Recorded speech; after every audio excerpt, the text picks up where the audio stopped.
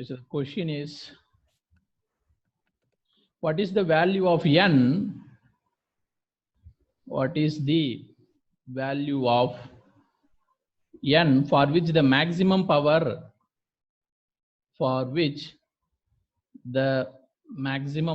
transfer to the load, maximum power transferred to the load? This is the question. Okay, the diagram is like this.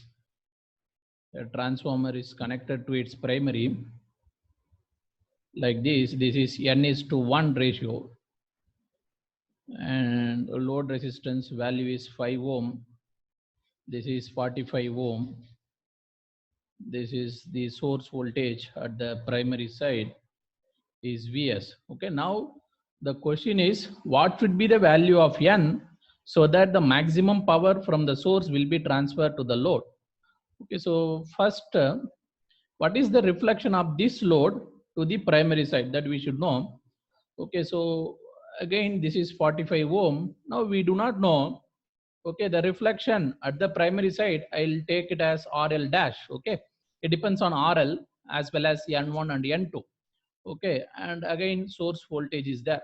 But one thing I know, irrespective of the source voltage, okay, irrespective of other things, okay, definitely the maximum power will be transferred only when RL dash is equal to 0. Okay, this is from the maximum power transfer theorem. Okay, as per the maximum power transfer theorem, okay, if the load is variable, then the maximum power will be transferred when the load resistance is equal to the source resistance. I'm not saying this 5 ohm, but the reflection of the 5 ohm at the primary side, I take it some temporary value, that is RL dash. Okay, again, you know, from the formula yesterday, RL dash is equal to N1, okay, N1 by N2 whole square RL. Okay, see, if you have RL here, that reflection will be RL dash. It follows this formula. Now you have 5 ohm and n is to 1. Okay, so n divided by 1 whole square into 5 is equal to RL dash. We know as per this condition, RL dash is 45. Okay, so then n square is equal to 9. Then what should be the value of n? The value of n has to be 3. Okay, 3 turns at the primary side, 1 turns at the secondary side. Okay, so then next question. Find I1 and I2. Okay, the primary side, this is 3 ohm resistance.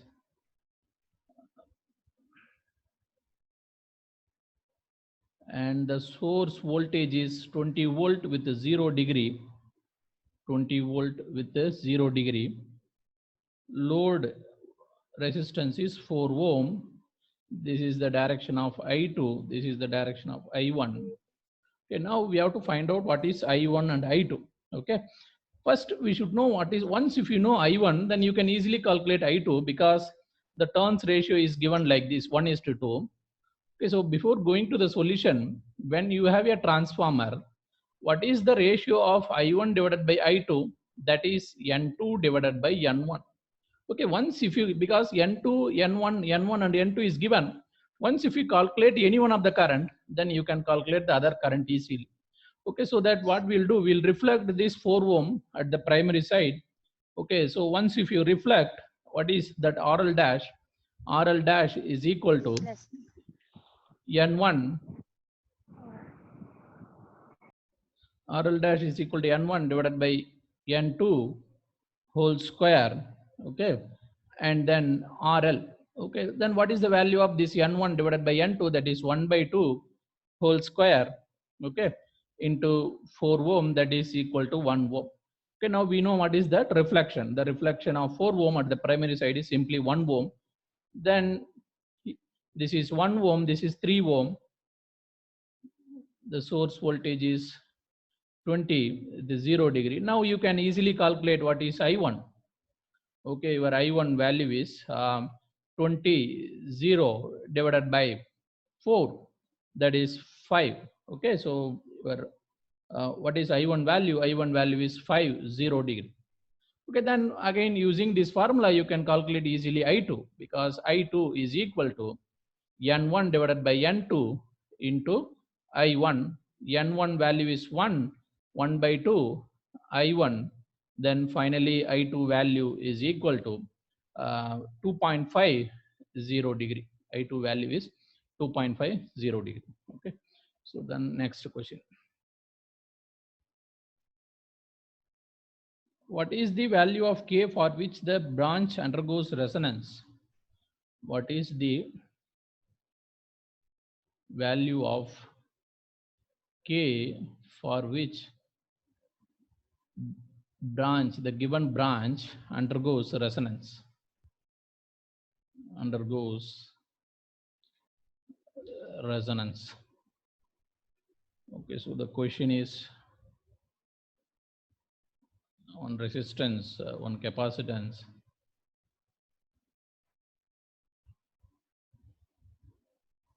This is 10 ohm minus J12 ohm, again J8. This is J8. Dots are given here. Okay, here with the K, coupling coefficient K, value of K given. Okay, now again the one more problem here is, instead of giving the inductance value, they given the impedance value. Okay, they given the impedance value. Then you should know how to operate in the impedance, because just impedance means just J omega L. Okay, instead of taking L, they have multiplied by omega, but we do not know what is omega. Okay, we do not know what is omega. So then we'll see how to proceed. Okay, but one thing we know, at resonance, okay, for this branch we have to calculate the resonance. At this branch, at resonance, the inductive reactance should be equal to the capacitive reactance. Okay, anyway, they will be opposite to each other in terms of sign. If it is plus J, then another one will be minus J. So, but their magnitude has to be equal. Okay, so again from this we know, because we do not know what is the mutual inductance. Okay, mutual inductance we do not know. Absolute inductance they are given, but we do not know what is the mutual inductance, that we have to calculate. Okay, once if you calculate mutual inductance, from that you can calculate K. Okay, now XL is equal to XC. We know one thing, the XC value is 12. Okay, XC value is 12. Okay, don't worry about the signs, only absolute value I'm taking. XC value is 12. Okay, that means XC means 1 by omega C. 1 by omega C. We do not know what is omega. We do not know what is C. Okay, because once if you don't know the omega, you don't know C also. Okay, it's a combination. XC is equal to 12. Okay, then what will be the XL? Okay, in general, for this combination, what will be the XL equivalent? Okay, I'm not writing L equivalent, I am writing XL equivalent. Okay, that means I can take this inductance directly, this inductance also directly. Again, if you concentrate on the sign dot, here the dot is at the entering node, here the dot is at the leaving node. Okay, so generally we'll get formula like this, L1 plus L2 minus 2M. Okay, once if you multiply with the J omega, what will happen? You will get J omega L1, you will get J omega L2, then you will get 2M J omega. Okay, now J omega L1 they given, that is J8. J omega L2 they have given, that is J8. Then what is this term? We have to calculate. Okay, we do not know this one. Okay, now this is J 2M omega, J 2M omega, that we have to calculate, Okay, but once if you remove these terms, again this has to be equal to J12 actually. Okay, this has to be equal to J12, because this is minus J12, XC is minus J12, then definitely XL equivalent has to be plus J12. Okay, plus J12, this has to be plus J12. Okay, once if it is plus J12, again from this it's very clear, you can remove the J. Okay, 16 minus J, 16 minus, okay, 2M omega is equal to 12. Okay, is equal to 12. Then from this 2M omega is equal to 4. Okay, 2M omega is equal to 4. Okay, so 2m omega is equal to 4. Okay, so what 2 omega, again m you can replace with this formula because m is equal to k L1 L2 square root. Okay, like this you can replace. Okay, so 2 omega L1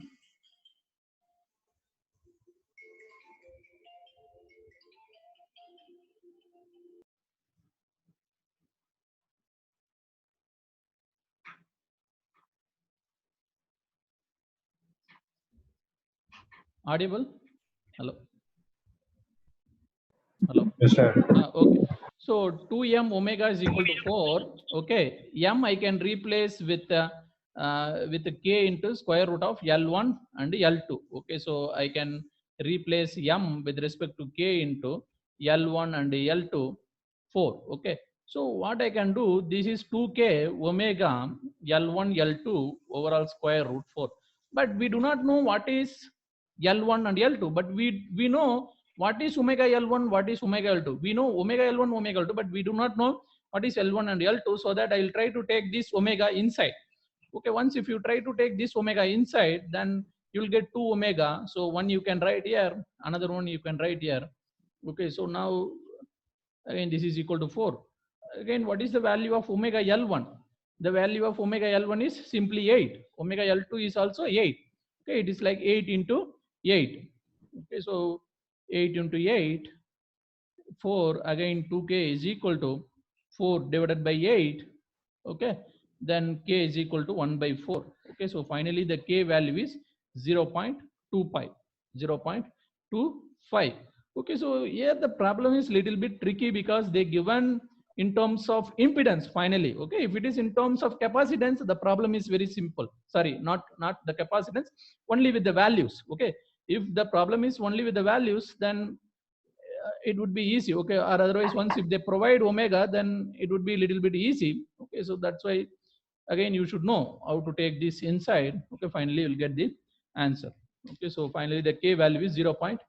Okay, so the next question, find R equivalent, the circuit. This circuit consists of two transformer. One is here and another transformer.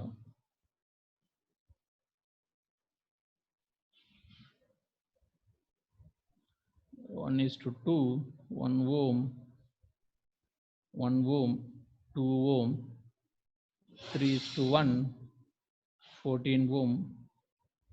Find R equivalent. Okay, R equivalent in the sense what? You have to calculate what is the resistance looking from this terminal, that is R equivalent.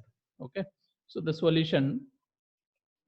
Okay, first again you know how to reflect this 4 ohm resistance from here to here. Okay, again how can you reflect? Okay, that is RL dash is equal to 1 by 2 whole square into 4.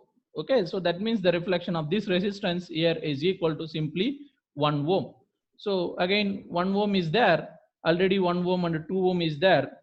Okay, then finally this is 4 ohm. Okay, so this here you'll get 4 ohm. Again here this is 14 ohm, this is 3:1. Again, what is the reflection of this 4 ohm here? Okay, that I will call it as RL double dash. Okay, the RL double dash is 3 by 1 whole square into 4. Okay, so that is 36. Again, finally, this is 14 ohm, this is 36 ohm. Okay, then what is the R equivalent finally? R equivalent is 14 plus 36, that is 50 ohm. That is 50 ohm. Okay, so okay, so is there any doubt, guys? Is there any doubt in this problem, in the three, 4 problems?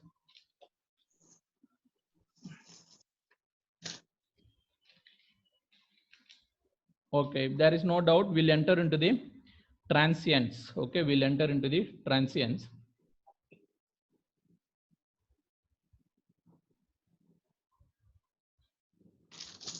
Transients.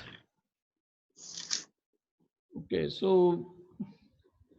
transient is one of the challenging topic in circuit analysis generally.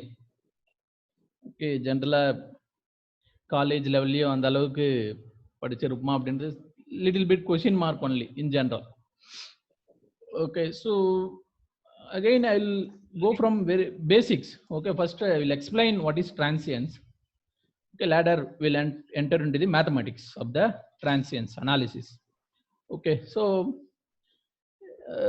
transient அப்படின்னு பார்த்தீங்கன்னா, for example, again this phenomenon, the transient phenomenon comes when you switch on the circuit. Okay, see, one switch is there. Okay, if switch is already either it is in on or off, no problem, no transient. Okay, okay, if it is permanently on, no problem. If it is permanently off, no problem. But when you try to change the state from on to off or off to on, okay, that means you are trying to change the state of the switch. Okay, suddenly you are changing the state of the switch. Again, one thing you should know, if the circuit consists of only resistance, if the circuit consists of only resistance, okay, again there will not be any transient, no transient. Okay, the resistor network alone will not produce any transient. Okay, if your network consists of only resistor, then that will not produce any transient. Okay, so transient means sudden change. You are giving the sudden change to the switch.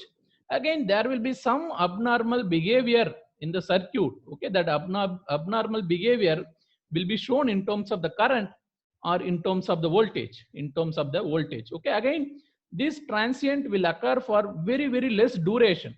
It occurs for very, very less duration. Very, very less duration. Okay, it will not occur for 1 minute or 2 minutes like that, more than. Okay, it will be very, very short in terms of millisecond or microsecond or in terms of seconds only. Okay, it is very, very less. Okay, the how much time the transient will occur, that is very, very less. Okay, so suddenly, for example, if you are having some network, okay, if the network consists of resistor, inductor, okay, then suddenly I am giving the energy or I am removing the energy suddenly. Okay, one switch is there. Okay, one switch is there, suddenly I am trying to give the energy like this. Okay, then what will happen, either to the current or voltage. Okay, again, see, suddenly when you are applying the current, okay, either the voltage or current at some part of the circuit will very, very suddenly, say for example, once you switch on the circuit, you need this current, but you will not get this current immediately. Okay, your current will go to some value, something like this, then it comes like this. Okay, so this, okay, the behavior of the circuit at this time is called as a transient. Okay, so sudden, when you apply suddenly, see, before there is no current. Okay, when you suddenly switch on the switch, okay, some abnormal behavior will be there in the circuit, that may be in terms of current or voltage, that may be in terms of current or voltage. அதாவது டிரான்சியன்ட்னாலே உங்களுக்கு புரிய வேண்டியது என்னன்னு பாத்தீங்கன்னா, இது எப்போ இருக்கும் அப்படின்னு பாத்தீங்கன்னா, நீங்க சுவிட்ச் போடும்பொழுது டிரான்சியன்ட் வரலாம், இல்லைன்னா சுவிட்ச் ஆஃப் பண்ணும்போது டிரான்சியன்ட் வரலாம், மற்ற எந்த டைம்லயும் டிரான்சியன்ட் வராது. அதனால டிரான்சியன்ட்னாலே சுவிட்ச் போட்டா மட்டும்தான் வரும் அப்படின்னு கிடையாது, சுவிட்ச் ஆஃப் பண்ணும்போதும் வரும். ஓகே, சுவிட்ச் ஆஃப் பண்ணும்போதும் வரும். Okay, so the transient, okay, the transient will occur in two cases: during switch on, during switch on, during switch off. Okay, then after you switch on, say for example, one switch is there, before t is equal to 0, the switch is like open. Okay, suddenly when you close the switch, okay, you are trying to close the switch here at t is equal to 0, then you can observe the transient behavior for a certain duration, from t is equal to 0 to up to certain duration. Okay, for, so the transient will be there from t is equal to 0 to t is equal to 0 plus plus certain duration. For the certain duration between this time, there will be the transient. Okay, so this is like a open switch you are closing. Okay, so then the transient will occur. Again, say for example, some switch is closed at t is equal to minus infinity itself. Okay, it is closed here. Then at t is equal to 0, suddenly I am opening the switch. Okay, because there may be many number of switches. Okay, many number of sources may be there. Okay, maybe some source active from minus infinity. Suddenly you may disconnect that source, you may connect the new source. Okay, again, irrespective of anything else, but you are doing some operation. Either you are closing the switch or you are opening the switch, you are making the disturbance. Okay, then also what will happen? Again, here the transients will be there. Okay, for a certain time, the transients will be there. Okay, from t is equal to 0 to, from t is equal to 0 plus plus.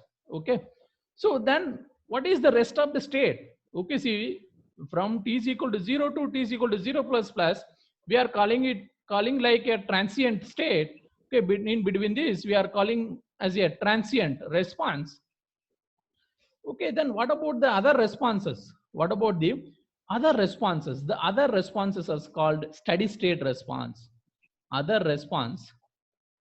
Where is the other response? In this case, the other response is from minus infinity to, okay, t is equal to 0 minus, just before 0, 0 minus, and from t 0 plus plus 2, t is equal to infinite.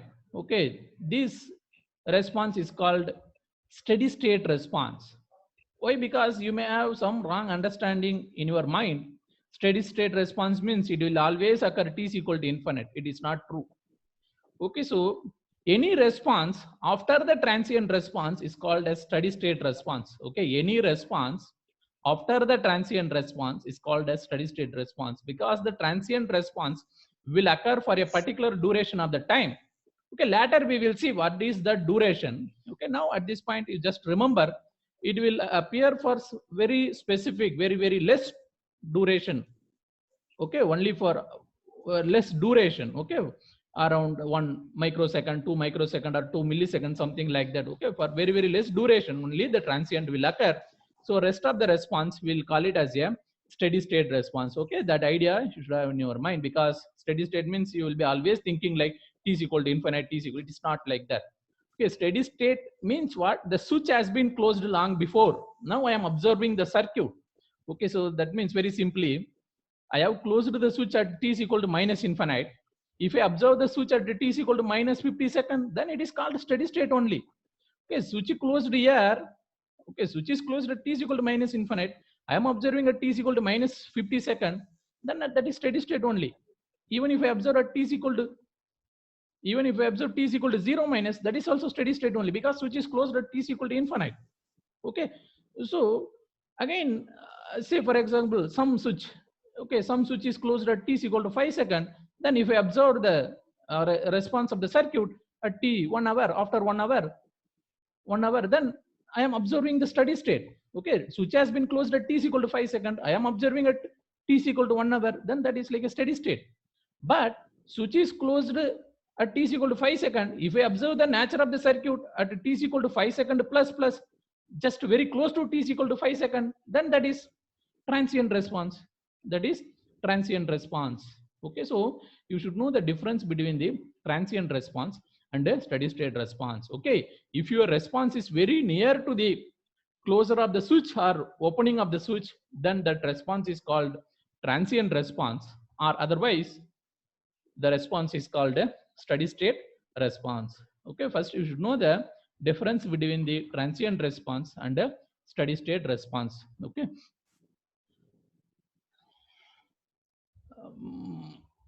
And one more thing, the transient response, the transient response or steady state response, both can be represented in terms of Laplace transform, because Laplace transform is there in signal system, but that will be useful here in transients.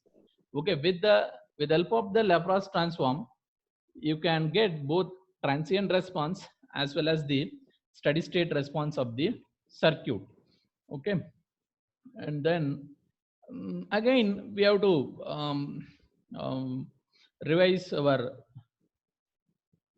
concept. That is, once if you have inductor, okay, can somebody tell me what will happen to the inductor, which can change very suddenly, which cannot?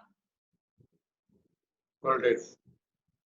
Yes, the voltage can be changed very suddenly, but the current cannot change. Okay, so the current across the inductor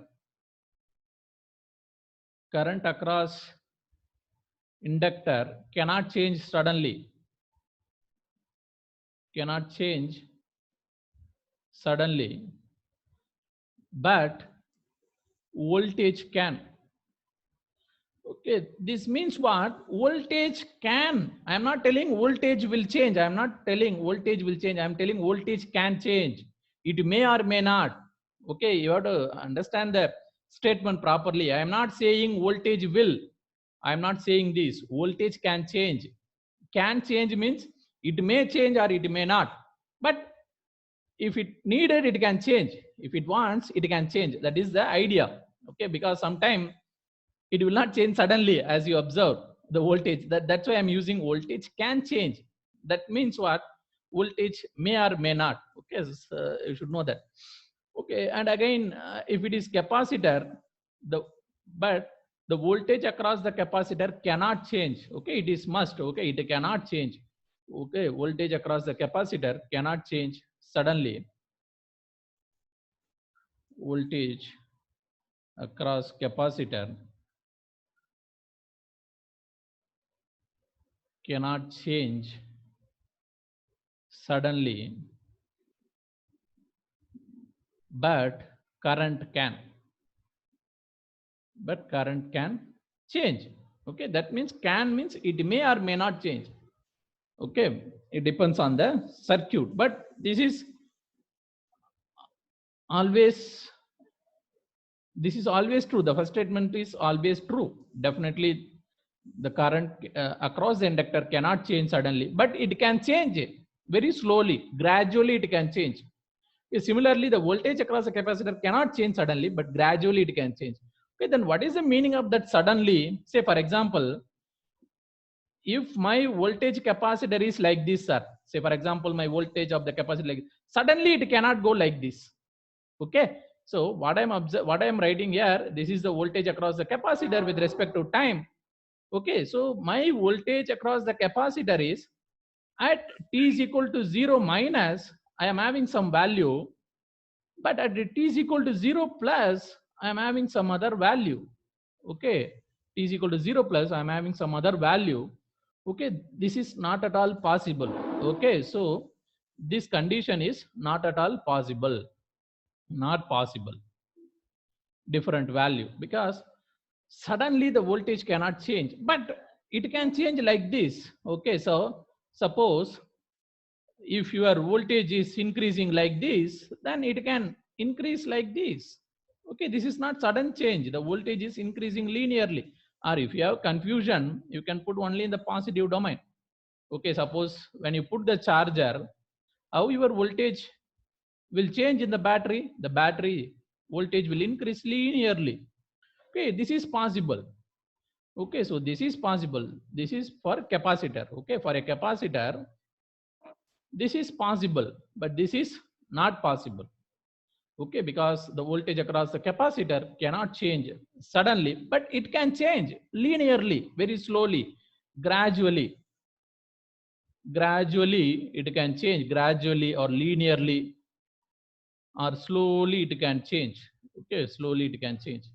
Again, this is not the only way. It can change like this also, but the sudden change is not allowed. Sudden change is not allowed. Okay, similarly for inductor. Okay, if inductor, if the current is like this, then suddenly it cannot go like this. Okay, this is the current before 0 minus, this is the current before 0 plus. Okay, not possible. Okay, not possible, but this is possible. The current across the inductor can change very linearly like this. Slowly it can change. Okay, this is the current IL, current ILT. Okay, so this is possible, but this is not possible. Okay, so again it can change linearly or slowly. Again, same thing we will see with respect to formulas also, because formula is there already. Okay, with respect to formula also, we'll see. Okay. So is there any doubt in this? இதுல ஏதாவது doubt இருக்கா?